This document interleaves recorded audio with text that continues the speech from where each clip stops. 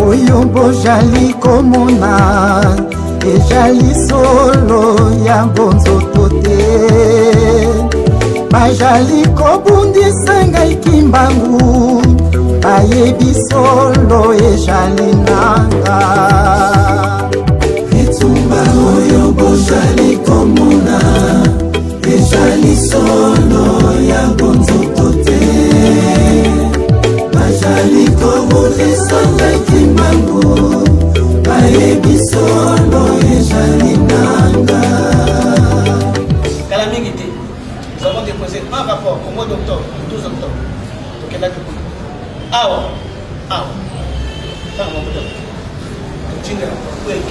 14 pages.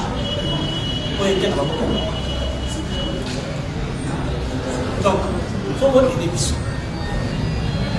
Makambo nini oyo kozana ngo oleki ezalaka na réseaux sociaux na réseaux sociaux bato nyonso baza na kote eyebi te même si papa atangaka ba réseaux sociaux opesa biso faites-nous confiance, c'est une confiance mutuelle par rapport à la devoir à rapport à biso totia biloko wana na rapport totili moto akokopesa démocratie mpe ezalaka na démocratie c'est-à-dire soki likambo esale moto na moto oyo amoniko ngai likambo fana na bango il doit parler, il doit s'exprimer. Il faut topesa ye biloko ya vrai ya koimagine te ya vrai ntango otanga ngo na molimo bayeba ko makambo oyo eza ndenge wana donc pour le bandeko bo comprendre que na question ngo réponse ezali bayi koyoka biso ba préoccupation na biso mais bayi pour na ba discuter na biso te. Ça c'est une bonne chose. Ce que comme on no boyebi ça on arrête et ben on est parti. Bayi koyoka biso ba joba préoccupation na biso. Est-ce qu'on est d'accord? Oui. On n'est pas là pour organiser un débat. Bayi koyoka biso. Ba ko sa ndenge ba mbuta ba sala ki lobité. Ba ka yipa na ba conscientiser biso alors que ba lemba ki ko conscientiser mo ninga na ba mbuta kuna. Donc na yango ndenge to bongisaki c'est quand même important. Pourquoi mouvement la biso à la révolution? Parce que Bobeng biso ba bondi ba rebelle. Mais nous on accepte yoté. Au niveau de Brazzaville, le SPC pour lequel je suis le chef d'agence ne vous juge pas. Je dis bien, nous ne vous jugeons pas. Et là que je n'ai pas bino, le papa n'a pas bino ana, et a forcément yoté, et a forcément bino pour faire zanati. Mais nous sommes traités, je répète bien, je pèse bien les mots. Nous sommes traités des bandits par nous-mêmes les bakimbangistes. Parce qu'ils n'ont pas compris. Le sujet c'est lequel? Il faut d'abord commencer un peu. Je fais un briefing. Notre mouvement, c'est à cause de l'ingestion. Ingestion, il y a église. Sinon, injustice n'a qu'à église n'a biso. Donc, ingestion et entraîner na katiwana injustice. Nous avons la chose malaka na ba Alors, qu'est-ce qui s'est passé? Bato bazala qui sanctionné. Banane bazala qui sanctionné. Ils n'ont SPC pour y être. Il n'a pas évité. Il faut que ça quand même acteur, il y a bateau va sanctionner. Parce que les autres là, ils vont s'embêter. Donc les musiciens, Papa Goffin et ses membres de la fanfare. Dans un cas, Papa Goffin et une maman dans un second cas. Et le gars Papa Goffin et maman, Badu Bangwen et Kobo. Ba vidéo et Tamboli. Mitaka Bolumbu et Tamboli. Batoto Bamonyam. Wana Kamoko.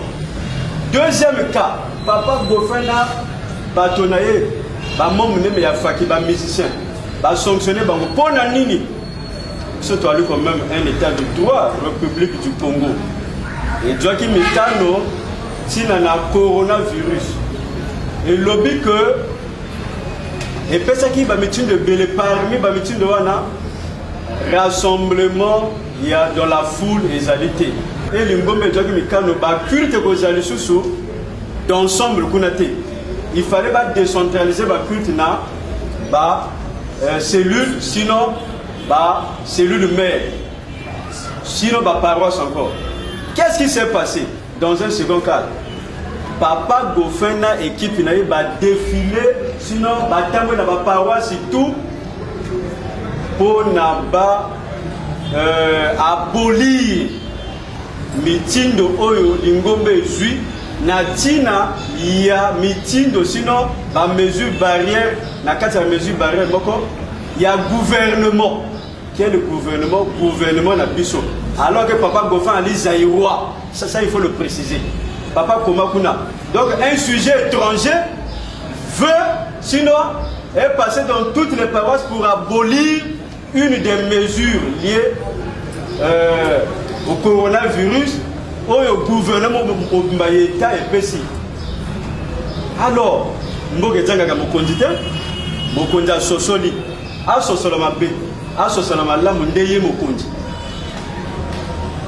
a infligé bango sanction. Sanction de deux catégories. Catégorie A, la due sanction à 6 mois.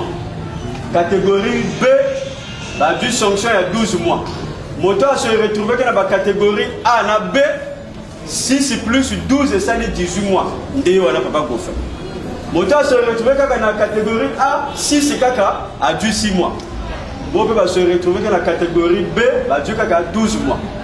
Alors ndena yango comme ngalo to ba fretin qui mbongisi. Papa yako koma. Heureusement que caméra ali. Comme bingana yo bisona bino to ali ba fretin qui mbongisi. Ba fretin qui mbongisi le ba kimbangisa mike bo ba tangitina. Alors Papa Goffin comme ali gros qui mbongisi. Il a son grand frère au cabinet du chef spirituel. Il a les gens qui le soutiennent dans le cabinet du chef spirituel, notamment l'international Motake Samikolo, Papa Katemu. Nayango, complicité, injustice. Non, il ne fallait pas, Papa président du collège, appeler sa bango sanction. Quand on dit bango, il y a comme ça que se mabouiller. Sinon, il ne fallait pas, Papa président du collège, appeler sa Papa Goffin sanction. Tolingito Djonga Simate. Mais Nayango, les années à battre le gouvernement, ils appellent ça sanction. En faux ou en vrai, on dit sanction n'a pas. Ou un petit frère. Et ça n'a pas le Papa Goffin à Kimisi Faki. La coquina cité Bino. Moi, il y a Papa Kazi. Moi, il y a Papa, je crois, Ngoy. Bazalé Belé. Soko Dui, il y a une injustice. Soko Dui, un musicien à partir nord. On va mettre la société Batonde Belé. Je peux même citer. Donc la liste n'est pas exhaustive. Voilà l'injustice. Moi, n'a pas quasi, je prends seulement l'exemple là. À salir recours comme dit notre règlement intérieur. Voie de recours est prévue. J'ai le règlement intérieur ici. À salir voie de recours, la durée c'est 15 jours. Il était dans la période. À salir à quel côté soit disons chef spirituel adjoint, frère Kota, chef spirituel adjoint, Papa Katema. Non, Yewana, on fait na ye, a yokaki mwana, a convole quand même mwana, a tindi bokanda o ba réhabiliter mwana. Et yaka, Papa Goffin a dû mokanda ya réhabilitation ya mwana Papa Kazi a bloqué. Il y a des gens qui ont réhabilité, à bloquer. Baninga Missus Panako Bébé Fonfa a créé Mindondo. À Longo lui-même un dirigeant au réseau secondaire, sinon, mon temps qui n'a négocié naïe. Au tel niveau. À Bengisi Moninga dirigeant. N'a combo ya Papa Kevin. En ce moment, il travaille plus à Brazzaville, il a point noir. C'est le nom seulement qui m'engagne. Vous avez vu que nom ya Papa Kevin, vous êtes engagé. Mongo Kevin. Oko Kevin. À Bengisa il a faki. Oko Kevin, il fut un dirigeant. À Bengisa il a faki. Donc dirigeant il a vrai quand dit mon payo a outi mon paya kuna ala kaka ko diriger na Congo, ale moi na Congo, ala dirigeant na Congo té. L'injustice est appuyée par qui? Mais c'est par vous, SPC. Vous ne rendez pas les rapports proprement dits na cabinet à papa. Bino SPC, le local bakeno a binoté.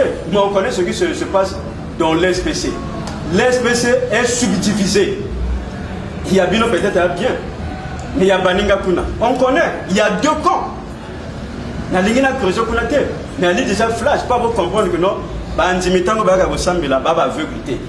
On voit, mais on n'a pas le privilège de parler. Même tant qu'on va battre le macabre, bazolo, il y a plaisir à micro. Nous on rit, mais au pédé n'est pas bazolo. N'importe quoi. Tokoli. Moi je suis baptisé en 91. Parfois il y a baptisé en 91. Parfois il y a baptisé avant Gaï. On doit se respecter. L'église n'a pas la doctrine nango. Le règlement intérieur est là. Tokokito passé ton nango. Je prends quand même au moins un jour dans la semaine de lire le règlement intérieur. Le bambouta misuso Alexaga une semaine attend un règlement intérieur. Donc on est quand même différent. Alors à Bengisi Baninga. Oui, à Bengisi Baninga qui a dit sucré. Mais comme il a tourné dans les papiers sanction. Avant que Ngana évolue, l'église a un texte. Là, on a quand même un règlement intérieur. Le règlement intérieur, il y a juillet 2007. Je pense qu'elle est en vigueur. Photo à Papa Simon Dumbango, Koloma Solo. Après, du photo à Papa Mvola, 2007, juillet 2007. Après, la carte n'a vu le bâtisseur. Et aujourd'hui, Nkolo Yesu, Papa Mfumambanza, et au ici na Yembe, chef spirituel actuel. N'a pas article 371 qui stipule ceci. Aucun kimbangiste, aucun organe de l'Église ne peut prononcer une sanction à l'encontre d'une autorité hiérarchique nommée par le chef spirituel et représentant les gardes. Toute déléance relative au manquement ou au comportement d'une autorité ou d'un responsable doit faire l'objet d'un rapport écrit adressé à sa hiérarchie. Et ce rapport doit être établi par un organe reconnu et représenté dans le présent règlement intérieur.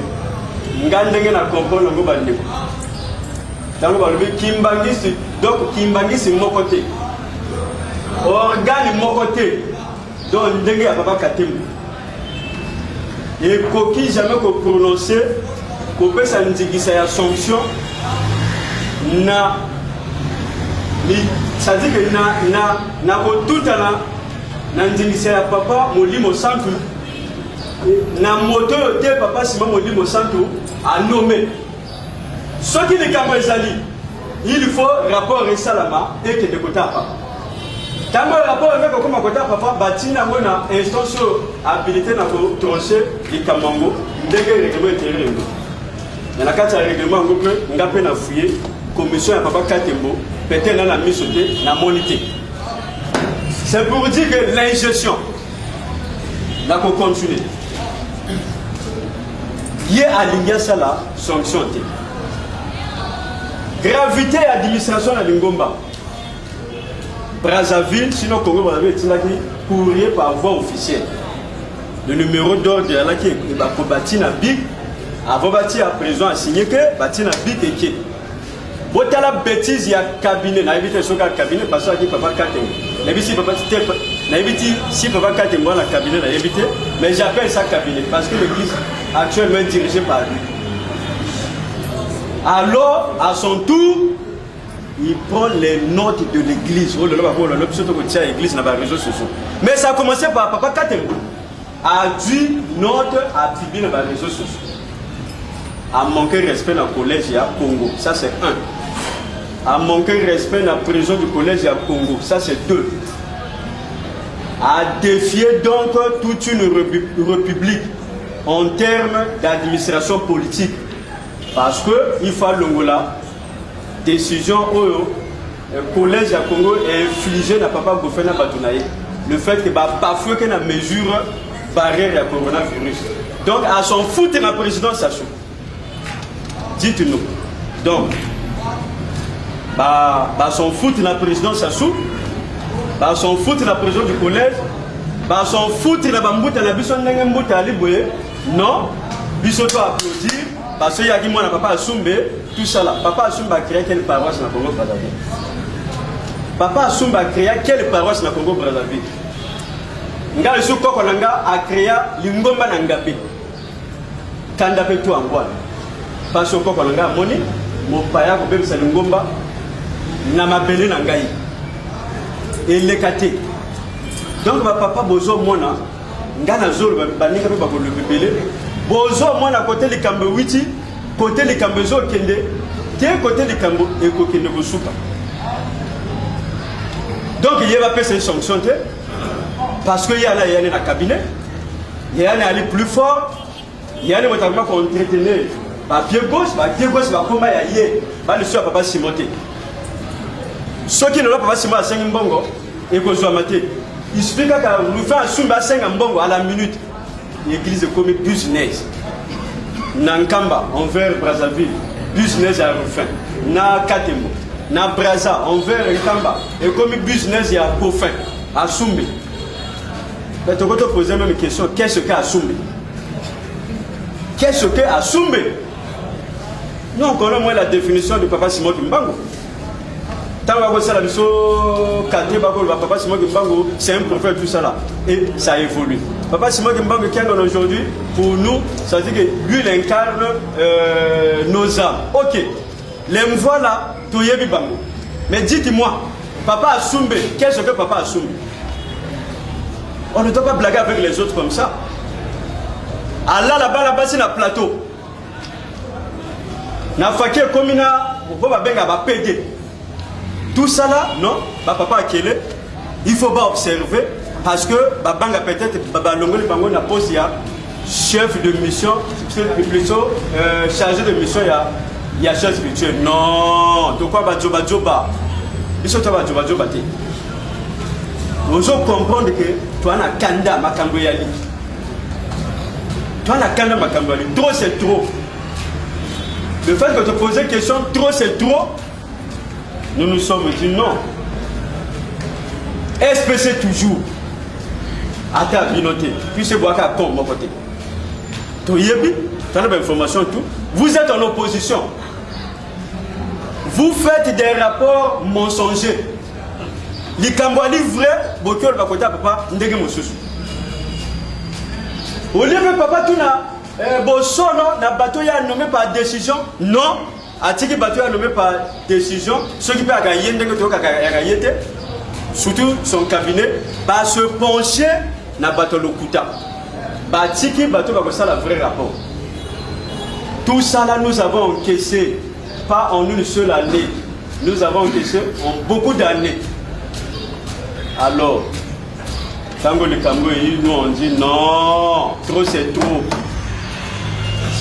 Même moi, na yambanda soko au policier, un jour à Koloba, yo a papa nangate ou yo a maman nangate. Le temps est arrivé, nous on a dit, Assumbe n'est pas congolais de Brazzaville. Assumbe est congolais de la RDC. Ngana Zolo et Alipona, Eko Kende, Toko Salango rapidement, Tamotin a rapport à Bino, Toko Pesa Bino, on n'a pas froid aux yeux. Ça, c'est pas une première image. Toso Tamol Mokino Mobimba. Nous sommes derrière une cause juste. Alors, Assumbe, ou les Kaka Kabo Assumbe, d'abord, la source, elle est Kambangwana. Étant donné que le président du collège m'a sanctionné, réglementairement. Même si bien le bâton là, que non, papa Simon, le bâton la présidente du collège était ailleurs. Mais côté on a gagné l'éducation. Éducation, elle est blâme. Au blâmer moi nanayo. Éducation, elle est ou avertir moi nanayo. Éducation, elle est sanction. On ne peut pas dire que non, papa a l'obité à moi, mais biso to bagani, tu comprends que papa te non.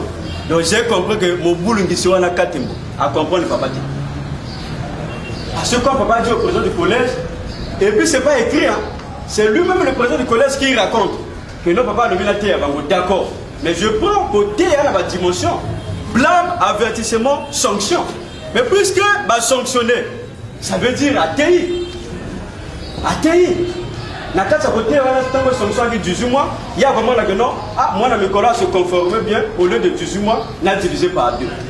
Non katembo comme maman dit que non, cop nanga yeko beba parce que katembo refin gofin ba na cop. Na lingi na tia bato misute sinon singa molai. Soki na tia bato misusu beaucoup moi là que non afandi makambo. Mais ceux qui payent, ceux qui vont le bien dans la loba, loba. Ok. Alors, Lingombo et papa Djangen a tombé à Ngona Bambonga Tchitchani. C'est ça. Lingombo papa Djangen a tombé à Ngona Bambonga Tchitchani. Maman Teka Makasu, maman Salamikate Totongi. L'année comme ici, pas quelques bêta. Non, et comme copia. Papa Rufin, il y a lek naye. Nakatemo. Récemment, mais il y a même la sanction. Tu as la discipline. Même si sanction, il y a la sanction. Bengi Faki pour la matanga ya l'ancien premier ministre Clément Mwamba. Non, il y a comme un gangster. À qui, ça dit qu'à qui a Djumbongo 8 millions. 8 millions. Faki qui est au bêta. 8 millions, il a retiré 5 millions. Ah, mais je ne sais pas si combien. Bah, fidèle n'est pas du 2500, 2500. Oh là! T'as la dimension. Même quand quelqu'un est frappé. Non. Bah, papa SPC, papa Mbouta. Trop, c'est trop. Le problème qui est là, soit c'est Goffin à Brazzaville, soit c'est la jeunesse qui m'oblige de Brazzaville. On sait que va aller connecter.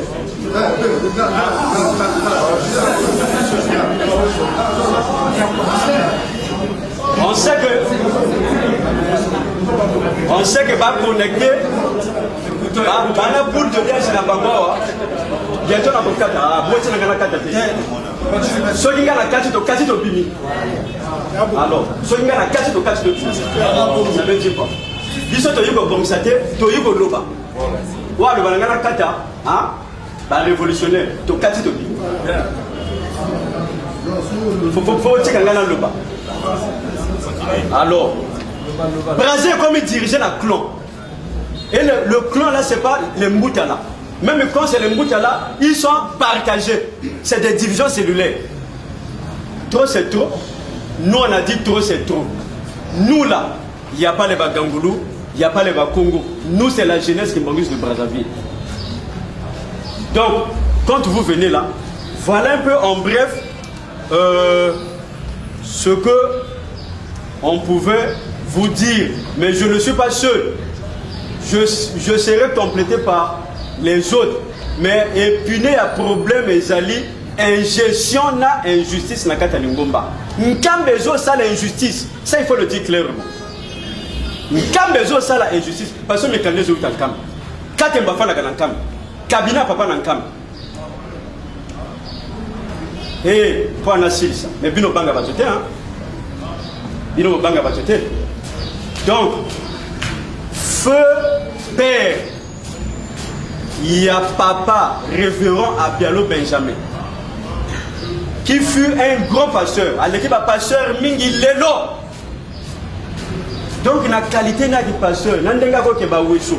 Azo fongo l'église. Donc vous pensez que papa vraiment attends, il faut prouver ça. Ah donc ça la SPC a un rapport où ils ont démontré que papa Abialo Benjamin a baptisé. Mais vous vous moquez, ça dit que la RDC, Katembola se moque des Congolais en général. À se moquer la mémoire, il y a papa, il y a feu papa, il y a feu père, papa et Abialo Benjamin. À se moquer la Bambouta, même n'est papa qui est là à Panjao. Katemba se moquer là. Ça veut dire il dit que non, vous n'êtes rien. Ah, papa, Ah, merci. Il faut filmer. Mais dans les gestes. Il faut filmer. Dans les gestes. Dans les gestes. Alors, aujourd'hui, mais la question que nous on se pose, il a commencé le motif simple. Certainement, il a gravité le chef d'un groupe ou pas. Mais au moins, il est passé par Longi. Aké, peut-être Motei. Aké, Badiak, pasteur. Attends. Bateau, Baki, qu'on nomme. Donc, il y a des sentiments. Donc, il y a des sentiments. Ah, je comprends. Bateau, qu'on nomme Aki Bangongolo. On ne fait pas des choses comme ça. Voilà encore un autre problème qui s'ajoute. C'est-à-dire à Fingi, Mbuta, Moko ya Brazzaville. Mais Mbuta ne l'a pas arrêté parce que il paraît qu'il y a un conflit. Dès que Batanga a discours à Bango ici, il fallait qu'il y ait un conflit. Mais Mototo a un conflit, même Ngapé a un conflit. Il ne peut pas poser un conflit. Moto n'a pas un conflit dans le donc, papa, Gana le même belé, mais je pense que Baninga Misusu Bagoyaka na Banzela Nangai. Na makambo tout oyo, papa lobi. Otombe la soutenabilité. Mais kasi, to lobi na vidéo na audio to lobi ba to pa yo. Belongi la société monani partout na poto na Chine. Ah, c'est pas moi biso. To lobi que tout ça pour compliqué. Les conséquences, il y a makambo tout au lobby. Les singles Mobeko, ils ont appliqué. Mobeko, tu es là? Mobeko! Les singles makambo, ce tour de Zoloboy, ils ont appliqué. Ils ont appliqué. Makambo, ils ont appliqué. Mais moi, à partir de Nikambo, la jeunesse a quel est mieux? Ils ont anéanti et que vous pouvez sentir là. Il y a venu à Congo Brazzaville. Soki, ils ont la Bambouta de Brazzaville. Ils ont la Bambouta Kinshasa. Baza peut-être n'a une idée. Il y a Goya que dans les jeunes Wana, pour que tout le temps mon candidat a fait un plateau. Papa, surtout en Afro jeudi. Mais le 12 ans, ça veut dire. Ok, notre côté. Le 12 oyo. Talanga il la disposition oyo. Bango basu na l'état. Biso pe tozo na l'état. Donc ndenge bamba bengi la police ba bengi ni biso pe toke to monde la police. Donc e bana na portail. So que ça na pied gauche moko nde pa ba sa plateau ça le panga maman na ye. Et que bana ka la portail. Ceux qui te cotisent, ils qui sont moins de cotisent dans la carte. Nous sommes là. Ceux qui te montrent dans la moto, décision numéro. Je vais avoir ta décision parce que la décision est bien. C'est compliqué. Donc ta décision vue de wana kotoyo résolution et pour ma moto la Brazzaville te batwa ba bundaka. Mais oyo na ba métier ko le Canada to mona na Pakistan de to mona mini. 7 morts, 250 blessés. La jeunesse est donc, bisous ton dignité, ce qui go faire la suite là hier, bah ici bango, bah qui est que ça. Y'a qu'à la terre quand bah toi ça quand tu dois ça la rébellion la terre de bah paroisse la bisous, tu as la contrôle là nous. Dès que tu as la contrôle, soit tu le bien à vieux Lyon, je dis pasteur aussi c'est ce ici. Donc papa pasteur, donc il m'isa que la paroisse. Parce que tu as la tanda. Dès que tu as la paroisse, tu as la pour la sauver, tu initié. Parce que hier dimanche, on a ça la jambe quand on a mokanda mon alcola wa. Biso tant le bac na il y a comme ça seul le bamoko. Abinga na salaka, ben sous ça nous ta plateau. Actuellement tanda ça na décision moi ta plateau type. Les hommes modèles. Tanda actuellement, azana décision ta plateau type. Dès que va vieux va vendre.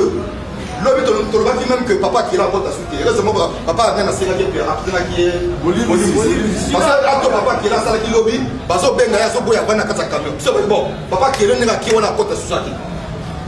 Malgré papa j'ai envie ça non, à quel hôpital, tout bon. La main de l'autre tima kota. Mais ça maintenant en face, nous sommes au côté et continue même dans le portail et tout.